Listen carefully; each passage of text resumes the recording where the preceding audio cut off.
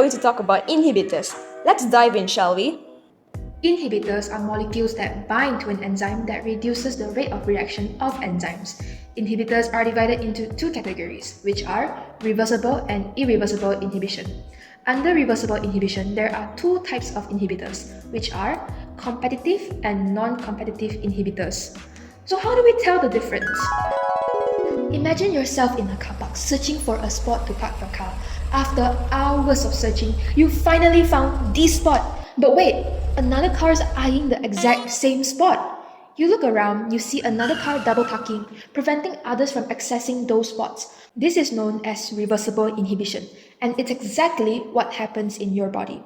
The competition for the same parking spots represent competitive inhibition, while the temporarily double parked spaces represent non-competitive inhibition.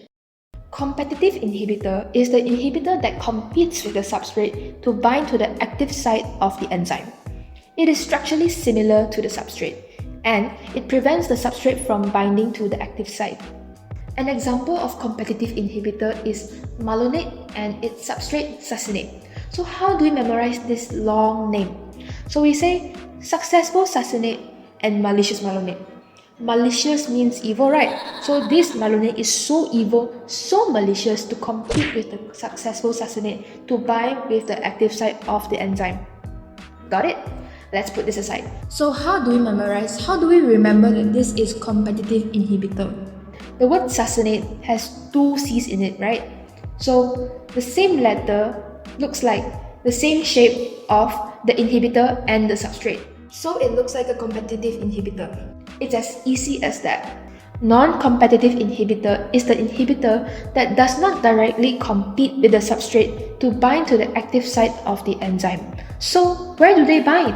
They bind in the allosteric site. When it binds to the allosteric site, it changes the conformation of the active site of the enzyme, which causes the substrate to not be able to bind to the active site. An example of non-competitive inhibitor is isoleucine. So how do we memorize this name? As you can see in the word isoleucine, the letters SOL, S-O-L, is bolded because once you reverse these letters, it becomes LOS, L-O-S, which is in allosteric site. So that's how you memorize this name. Got it?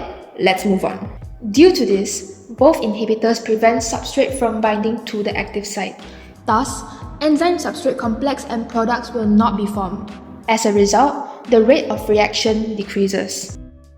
In the condition where competitive inhibitor is present, if we increase the substrate concentration, there's a higher chance of substrate binding to the active site of the enzyme.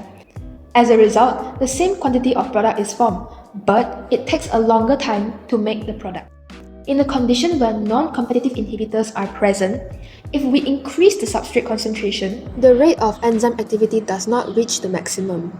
This is because inhibitor and substrate do not compete for the same active site. So, to increase the activity of enzymes, the non-competitive inhibitors have to be removed. Now let's move on to irreversible inhibition.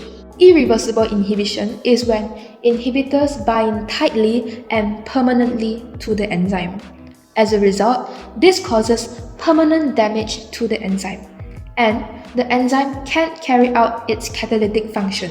An example of an irreversible inhibitor is cyanide. Cyanide binds to iron in cytochrome C oxidase in ETC, which causes it to prevent the transfer of electrons to oxygen. Because of it, it permanently inhibits ATP synthesis during cellular respiration. Okay, so we've come up with a way to memorize irreversible inhibition process of cyanide. So remember, the I in cyanide means it binds to the iron in cytochrome C oxidase. In this case, we need to think of oxygen and iron as a pair, like a couple. So cyanide will take iron, so it will say Cia to oxygen, which stops oxygen from being used. Without oxygen, ATP production stops. Now that we have finished discussing about inhibitors, it's question time! Match the examples to the correct type of inhibitors. You can pause the video. Here are the answers. We have also created a fun game to help with your understanding about inhibitors. You can scan the QR code to play the game. It It is about you being trapped in a deserted island, and the only way you can escape is by answering questions related to inhibitors at every checkpoint. I hope you enjoy this game.